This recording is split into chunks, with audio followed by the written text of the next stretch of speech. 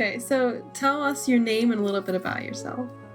Hi there, my name is Aisha. I am a music producer and singer-songwriter actually, but I do voiceover on the side as well. So, like, what kind of music do you do? Is it like classical or what is it? Primarily R&B. I love beat making, so I go Mhm. down the R&B route, be it like pop R&B or Mhm. alternative R&B and stuff. So What like programs do you use to do that? currently I use Cubase, the Mhm. software that I use to produce and record my vocals and stuff. I actually used to use Logic Pro, but then when I got my foot into the music industry, which is actually through film scoring, a lot of composers around me were using Cubase, so that's how I kind of make the switch and stuff. So ever since then, I started using Cubase. Yeah, Have you ever like released an album or a song before? I have. So my Wow. first single I released in January 2020, actually, and it was for a film that I was scoring for. The director is a longtime collaborator and good friend of mine, and he asked for this project if I could create a song for it in addition to the film score. So Mhm. that was really interesting because I think that was like my first time doing like a proper serious song, Yeah. producing a song and creating lyrics for it. That moment was kind of like when I realized like, wow, I really like songwriting and song producing and Mhm. creating beats and stuff. So I started going into that route a little bit more and then released my debut EP towards the end of 2020, just as a like introduction to me as an artist and a songwriter and a producer. That's super cool. What's your EP called? It's called Head in the Clouds, out on any streaming platforms and in Wow. music stores. Yeah. That must have been really exciting. It was really cool. I mean, like, Yeah. because at the time the pandemic hit, I guess like a lot of people asking me like, how do you stay creative in a time Mhm. like that, you know? And I think the pandemic helped a lot because like Yeah. creating that EP was like an outlet kind of thing. Yeah. I feel like it was almost like a blessing in disguise in a way. Yeah, for So sure. super cool. I mean, I had some of my friends collaborate on it as well. They played some instruments, and it was a really fun project to do. That's really cool. I don't know, I've always thought that, like, songwriting and stuff was so fun and, like, respectable, and I don't know, I think that's super cool. Yes, no, I can understand why there's such a team as well. And I mean, like, again, I had my start in film scoring, and we go by teams as well, you know, and Mhm. like in music teams. So seeing that adapting it into the songwriting world, I'm like, ah, I get it why people say like there's someone who does songwriting, someone else does the producing, and they all come together. Really cool to see it in that way. It's a Yeah, for whole sure. operation. So, like, what made you wanna start, like, voice acting? Because I know you love music a lot, but what made you wanna, like, break into that? I've always been interested in just voice in general. I mean, my main instrument is vocals, but Mhm. growing up in high school and stuff, a lot of my teachers kept telling me like, Aisha, you should really consider doing something with voice acting, whether it be, you know, hosting a radio show or doing like advertisements and stuff. Just something to do with that. And at the time, I was like, I don't know, do I have the right voice for it and stuff? But as I went along, even through like uni and in life, like I would hear bits and pieces of comments here and there going like, oh, you know, you should try out voice acting. So I was like, Mhm. you know what? Okay, let me try that. And when the Yeah. pandemic hit, it gave me that, you know, more reason to, okay, let me explore this other venture, you know, that I keep hearing popping in and out of my life kind of thing. So is there, like, an obstacle that you faced, like, in either your music career or your voice acting career that made you kinda wanna quit? Definitely with music, it's a very challenging industry because you know, I think with any creative industry actually, it can burn you out so much. Because I actually took music as a degree from my university, and even during the time I was like, man, like this seems so challenging. Is this right for me? You know, because music, you know, brings me so much joy, and for something like that brings me so much joy in my life suddenly becomes so stressful.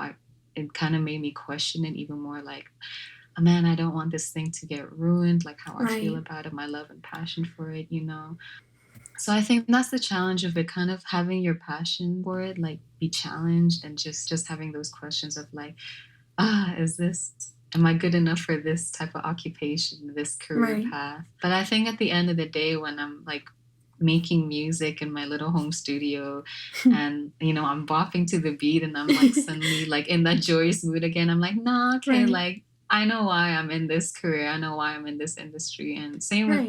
like, voice acting. I know I've only started. I'm pretty new to the industry with voice acting, but the same thing as well. Like, when challenging or obstacles come up, I know I sometimes can have that like thoughts of doubt and stuff, but then I don't know, I quickly pull out of it. It's nice to have like reminders of like, why I started it. Was there someone who inspired you to start music or who, like, keeps you going with it? Someone keeps me going with it. Beyonce was my inspiration. Yeah. I like grew up listening to like Destiny's Child and Beyonce, and I just Yeah, for love sure. like their stage presence. I'm the Mhm. kind of person who loves stage presence, and I think that's what drew me to voice acting as well. Just the whole performance. I can be anyone who I want to be in front of the mic. I think life in general just inspires me because our day to day lives, anything that can happen. I'm like, man, like I just want to write a song about this, or like, Right. adapt this feeling into like my voice acting as well. So I think it's important for writers and artists to have, like, a very, emotional life, because then you can yeah. kind of use that for your work, and if you get heartbroken or hurt, you're like, "Oh, I can use this." Yes, for sure. I know. Oh my gosh. Just write everything in the song. Yeah. I did that with the game too. I was like, "I was miserable in this time, I'm gonna use that." Oh, for sure, for sure. Yeah. It's such a great way. Like, it's so therapeutic. Oh, yeah, for sure. It's like once we get it out, it's like, okay, it's off of our chest now. Yeah. So, like, speaking of Where the Stars Brought Us, how did you hear about it for the first time and audition for it? It was during the beginning of my voice acting career when I first started out. I saw a listing for it on Upwork because that's where I started going on Upwork and Fiverr to get some voiceover gigs. And yeah, I found a listing for an audition, but I think it was for a different game under Evensoft. Yeah, so Where the Stars Brought Us wasn't, I didn't see any ads for that, but that other game was up. And then I was told, okay, so we're not going to actually start developing this game yet, but we have this other game called Where the Stars Brought Us. If you'd love to audition for it, like we're happy to send the list of characters to you. So I was like, okay, that's Mhm. awesome. And then from there, I auditioned for May, and then that's how I got the role for May. Was she the only one you wanted to audition for, or were there others that you were interested in? I think that was it, actually. I was just really drawn to her character and personality. Would you say she's your favorite character, or do you have a different favorite character? Oh, yeah, I'm biased when I say she is my favorite character. Right. But I do like, I mean, Queen Misa's Mhm. character as well. I think she has a pretty interesting like background. I think also because she's opposite of May, where she's the evil character, May's good, and kind of seeing that contrast as well. Do you have a favorite moment in the game? My favorite moment would be probably towards the ending in chapter 7 when Mhm. the big fight happens. And then, May gets super emotional. And I think that was like, it was also one of the challenging scenes to do. But I think it was so cool that May was standing up against her mother. She realized what her mother had done. The big fight happens, kind of thing. And I like that big relief of, wow, it's done. you know? Is it Mhm. hard to act like you're fighting when you're just sitting at your house in front of a microphone? A little bit. A little bit. It's funny because at the time I was based in Los Angeles when we first started this project. And so Mhm. I moved back to my home country, Brunei, recently. And so my siblings are in the house and they kind of see me like acting in front of the mic. And I'm Uh-huh. trying really hard to, like pretend Reina and I are fighting and stuff. And it's like, they're just looking through the window like, geez, our sister's going crazy and stuff. But yeah, so I think with voice acting, because I've seen interviews of some of the current like big voice actors, and one of the Mhm. things they say is it helps when you over exaggerate like your facial expressions and your actions while you say your lines, because then it comes across that way. So I try to do a lot of that, but yeah, sometimes like I'll catch myself doing it and I think like, wow, I must look real crazy right now. Right. I don't know if you know who, Laura Bailey is? Oh, I'm not sure. Yeah, Who she's like has a she big played? voice actress in games and stuff like that, and there's this Mhm. really cool clip of her, and she plays, Abby in The Last of Us Part 2.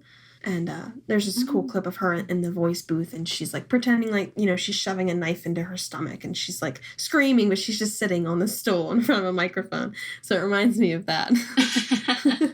Yeah. Is it Yes, I also, know. I know. I was seeing. Oh no, I was just agreeing, saying like, yeah, I would yeah. see, behind the scene footage or interviews where they'll demonstrate that, and I'm like, man, like Yeah. I always remind myself like, okay, it's okay to go like 200% and over Right. exaggerate, because I feel like that's one of the things, the challenging things. It's like, am I being too much? And I kind of shy away. Mhm. And then sometimes I'll listen back to our recordings, especially the first few chapters when we were first starting out. I would listen back and I'm like, man, I could have gone all out and that far kind of thing. Like, why Right. was I so shy? Would you say it's more difficult to like act the emotional scenes or like the fighting scenes? Like which emotion is more difficult to convey? That's a good question, actually. Think I would say the more emotional ones, because I think at times, like, I know I'd have to try really hard to get into that mindset. For example, when May's like, in tears, when she was found by Rio, for example, at the end of Right. chapter 6. I think at the time it was challenging for me because I was like, okay, I have to make it seem like I was in captive for so long and I've been tortured kind of thing. Mhm. But like, I don't know how that feels kind of thing, personally, like I've never Right. been through that. And so Yeah. I'm like, okay, if I was in her shoes, how would I feel, and I see someone I truly care about after a while, and like there's that relief. And so I think the emotional parts, trying to understand the character and be in their shoes, and Mhm. understand like the underlying emotions and feelings and what they may be thinking about in the moment. I think Right. that was one of the challenging parts. Yeah. Would you say that the ending was the most difficult scene to act? I think so. When she was speaking with her mother, Queen Misa, and Mhm. she's having her little moment with her, when she's telling her mother like, I finally realized what you've done, who you are, you're not who I thought you were all this time. I actually had so much love for you. So I could see like so many things were going through her head, like guilt and just feeling of betrayal, having love for her mother, but then like there's just the conflict of like, but you've done something so wrong. I love that scene just because there were so much intricacies and complications emotionally all in one Mhm. go. Because I felt like that was, May and Queen Misa's moment, where their relationship just really skewed overboard and stuff. I think it's a really important moment for May too, just because throughout the entire game, she's sort of, taking blame for her mother's actions and sort of saying, I'm going to Mhm. fix it, I'll make it better. It's my responsibility. And then she finally realizes, actually, it's not my fault. It's your fault. Yes, exactly. And Yeah. like internally I was like cheering May on during Yeah. that moment, because it's like finally, she feels so certain. I feel like in the chapters before that she always felt kind of like uncertain in a way where she does feel that guilt for the Mhm. people around her that has been affected by a mother, and also for the people in her own universe, her own world, but maybe feeling also like something still doesn't feel right. I feel like I have to take this responsibility because I'm always the one causing it. I'm like smack in the middle of it kind of thing. I think like victim blaming is very damaging when it's done to people like that. And Queen Misa was Yeah. very good at doing that. Oh, for sure. For sure. Yeah. Very, very toxic mother daughter Yes. relationship. Yes. Was there a moment that really shocked you or that maybe you didn't expect? Like, I don't know, did you read the script as you were acting it or did you read it beforehand? I actually read it beforehand, yeah. Oh, okay. I would read it like the night or the day before when we get it, Mhm. just so again, like I could get accustomed to like, okay, if there are any complicated emotions or feelings, I want to understand it a little bit more, Mhm. But I think at the time, what shocked me was revealing Queen Misa as like the person who, killed all their people, their world. I don't know. I feel like a part of me had an inkling, but at the same time, I was like in denial. I'm like, no way. Like, a queen should never do that to their people. Right. But then it's like, okay, after all of the malicious things she's done, it's like, I should have seen that coming. Right. um, so yeah, that was definitely, it still shocked me. I was like, I cannot believe their own queen did something as horrible as this. So Right. yeah. If you had to guess what May was doing after the game ended, what do you think she would be doing? Oh my gosh. See, this is what I wonder too. It's like, because I know there's that ending where, you could choose whether Rio leaves or stays with May. Mhm. And the option where it says leave May to go back to the family. I'm like, I want that ending too. But it's like, what's gonna happen to May? I'd like to believe that she would rule her world very fairly, very justly. She'd be such a lovable queen, an amazing leader. Yeah, and just being really kick-ass and badass. Yeah, I like to think of her as a queen too. I think she would make a good queen. I feel like she'd have a lot of like missions and like a lot of Mhm. quests and stuff, trying Right. to make sure she can restore balance to between like good and evil and Yeah. stuff. Whether it be in her world or a different world, I'm not too sure. Mhm. Yeah, no, that makes sense. Well, I'm really glad that you could have played May, and, like, when I first heard your voice, like, I thought it was perfect, and, like, cause you have that, that alto voice, which I think is totally May, like, I don't know, it just fit her perfectly, and a lot of the people who auditioned for her they had great voices, but they were more high pitched. Yeah, May, but Mm. that's not May, she's more, like, serious and, like, wants to be taken seriously and Yeah. always has that tone about her. So I thought that you were perfect for her and you expressed her very awesomely and I thank you for that. Oh, thank you so, so much. I mean, Yeah. like, it's so interesting because I remember going through the audition and I'm like, man, I know usually lead female characters are casted with, high pitched voice actresses and in the soprano range and everything. So I remember getting the call back from me and I was like, oh my gosh, like that's awesome. Like they like my alto voice and stuff. Yeah. Yeah. Yeah, for Because sure. I know a lot of times, at least like what I've seen, like people use a lot the alto voice for maybe like more evil characters or for Mhm. like secondary characters and stuff. So it was really cool when I got the email saying like, "Oh, you got the part of May." I was like, "No way. No, no way." Yeah. No, so thank you guys so much. No, she's such a Yeah. pleasure to play and she's an Yeah. amazing character. Well, do you have any career aspirations? Like, what's your dream job? Still want to be in music, Mhm. definitely want to keep going with my music production and songwriting. Hopefully, being able to collaborate with more artists around the world and still doing voice acting. I really, really, really enjoy voice acting and I love to do, more of it as well. Keep going at it. So, Well, that's awesome. And do you have anyone that you'd like to thank?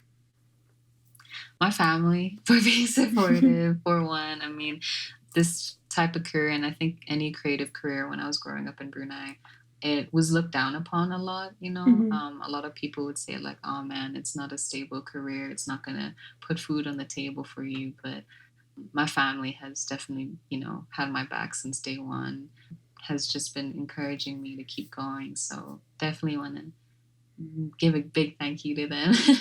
um, and just a lot of people I've met along the way in my career path too, like my mentors, friends, and colleagues, and collaborators as well. So, That's all important. Support is very important to do a creative job like this.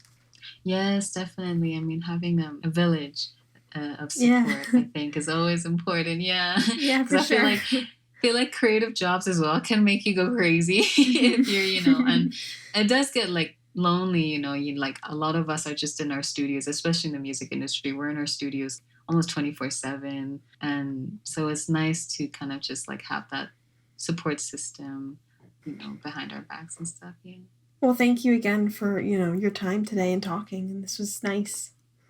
Thank you so much. No, Yeah. I'm so excited for people to play this game. Yeah, me It's too. been such a pleasure. Yeah.